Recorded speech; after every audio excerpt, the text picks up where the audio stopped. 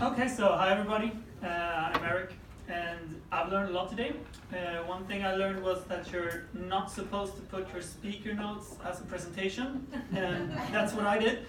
So thank you, Benjamin, for adding an extra level of anxiety to me.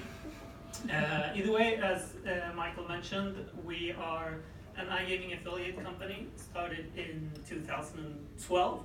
Even though we had those Airbnb years for a couple of years before that with flatlining. And since this presentation will be about the different phases that companies go through, I've tried to angle this towards both the startups and the investors who want to get a better understanding of the affiliate industry and the affiliate industry in general, because it's quite different from everything else. And I'm gonna need a clicker. There we have a clicker. Preferably one that works. Still this mic, by the way? Or I think you're on the lapel, so you should do it. now you can hear me.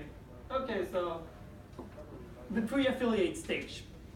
And this stage exists in affiliation because, well, no one ever plans to be an affiliate. There has never been a kid ever who told their parents that when I grow up, I want to become an affiliate.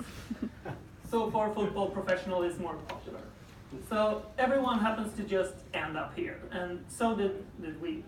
And for us, it started with the poker boom, and the poker boom hit Sweden sometime in 2005, but for me it really took off in 2006, 2007, and I was playing poker more or less every day in school with my old childhood friend Erik, and we also ran a tiny web agency on the side, and the niche for our web agency was hairdressers, printer shops, shoe stores, the local kind of businesses in our hometown, which, well, we charged them about 500 euros per website, which ended up us earning about 5 euros an hour. Shitty business model. So our equivalent to the cereals of Airbnb, let's put it that way. But at this stage, we were driven by exploration. We still enjoyed everything we were doing very much. There was no big intention of ever doing something big. We were just trying things out and see, okay, what can we do here? What do we learn here? All these different kind of experiences all put together, and it all gave us a lot of energy, and we very much enjoyed, well, every day out of it. And the blipper, how did this work so well for everyone before we started? Okay, so the next stage here would be the affiliate stage, and for us this is the 2009 to 2012. And the affiliate stage started when we went into bingo, because poker got me into rakeback affiliation, it got me into iGaming, and we found out that bingo could be the next big thing. And we really realized that bingo actually works. We could make money out of sending traffic somewhere.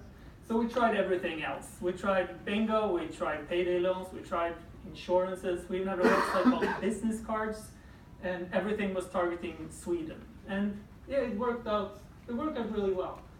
So what's typical for affiliates, if you don't know that, it's that they're usually very small operations. We were just two guys, me, Emil, and one employee. There are ridiculously high margins because there is no cost. We're basically selling traffic. We started the business with a 10 euro domain name. That was what we put in to start with. And they're usually very, very non-corporate. So we were 3 people. We didn't have an office really. We didn't have any business hours. We didn't have any meetings. The bookkeeping was probably barely legal. But yeah, we had a lot of fun doing this. And I think that this, come on baby, this picture sums it up pretty well. This is from our first office. This is me and Emil, and this is the first piece of furniture that we got. It's a zebra-skinned ball pit with a pink flamingo in it, and this is me and Erik here.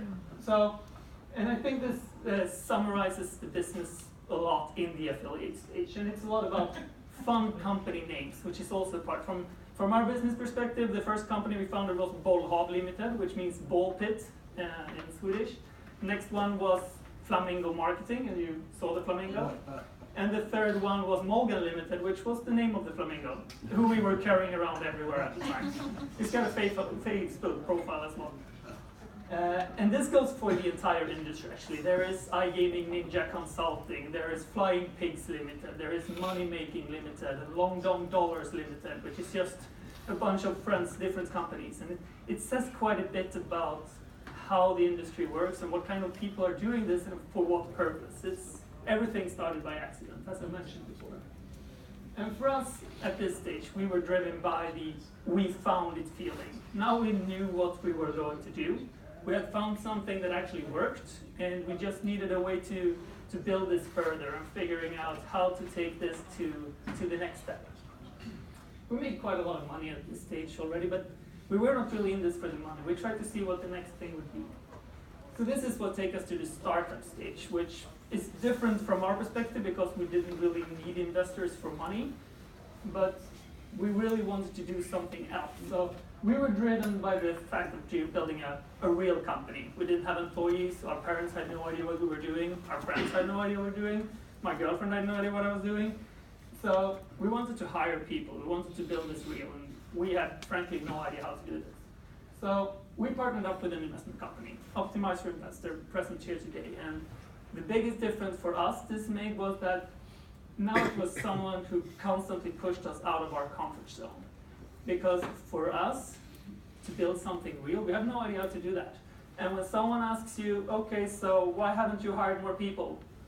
And the honest answer is, I'm too scared, I have no idea how to. And you don't want to give that answer, you say, I don't know, great idea, I'll do it tomorrow. And we did. So we started hiring a lot of people. And the same thing was when they asked us, okay, so you've got this great business model, why don't you scale it into other countries? And the honest answer is, I've been too lazy. Don't want to give that answer either. So say, yeah, I'll do it tomorrow. And we did. So we started hiring at a very high pace. We had absolutely no idea what we were doing. We were only hiring friends, more or less. And I beg to differ with our previous speaker, don't do business with friends. But that's another story. And we started a lot of different projects. It was a constant buzzing vibe in the office. We started in new markets. This is when we actually got into casinos. And this is where the real Katina story started. Everything up until was selling cereals. And everything was very ad hoc. But at this stage, we were driven by the growth that we had accomplished so far. We were driven by the fact that now we are changing people's lives. People come to work for us. People pay their food with money that we put in their hands. They can actually have kids and live a life thanks to that we managed to put a work for them. And everything was also very new. We were driven by these challenges. We were driven by the fact that we forced ourselves out of our comfort zones and we actually made it work. Things happened.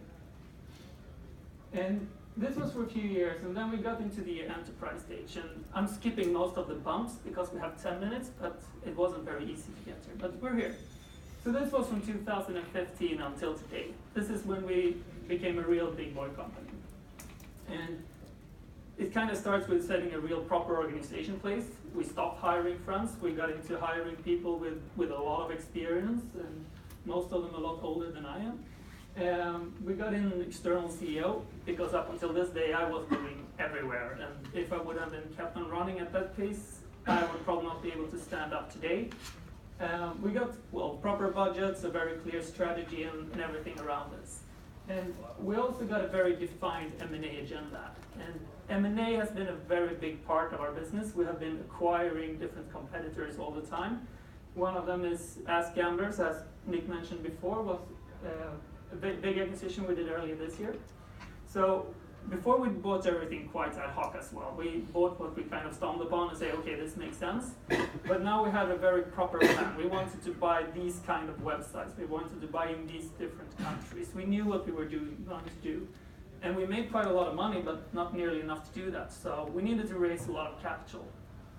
So what we did was that we did an IPO. And in the IPO, we raised about 25 million euros. And we already had a plan for where we was going to use this money. And they lasted for about 6 weeks. The plan was longer. Our CEO thought it would be 2 years. I said 6 months. We were both horribly wrong. 15 million went to buying Ask Gamblers, 10 million to buying a few other things. But we still have this path. We still want to buy all of these different things. So the next step would be to raise a bond. So we actually did an extra IPO, kind of, and took in another 50 million euros a couple of months ago, which is a big part of the future and everything. We'll do that. And we have this clear defined M&A agenda that we will keep going. But at this stage, we're still driven by all the things that we were driven by before. The exploration, the seeing things changes and how things grow. But personally, I'm very driven by the possibility of industry domination, which is not very humble, but I believe that someone in this space will become the TripAdvisor and will become the Expedia, because no one is even near that. Anyone who works with affiliates knows that it's a super fragmented market.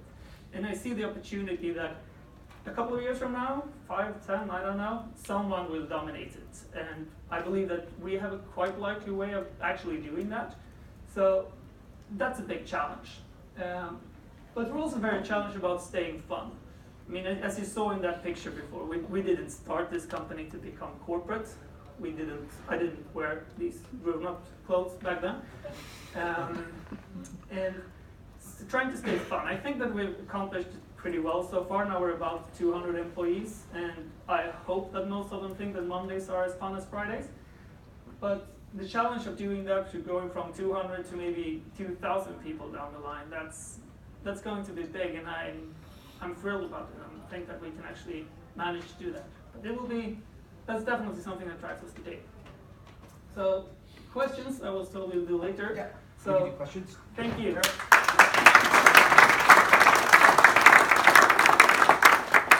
If we have any questions, I know we're running a little bit behind, but I'll be happy to take a couple questions if we have one for any of our 3 presenters.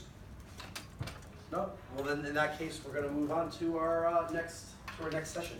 Thank you very much, Erik. Thank you.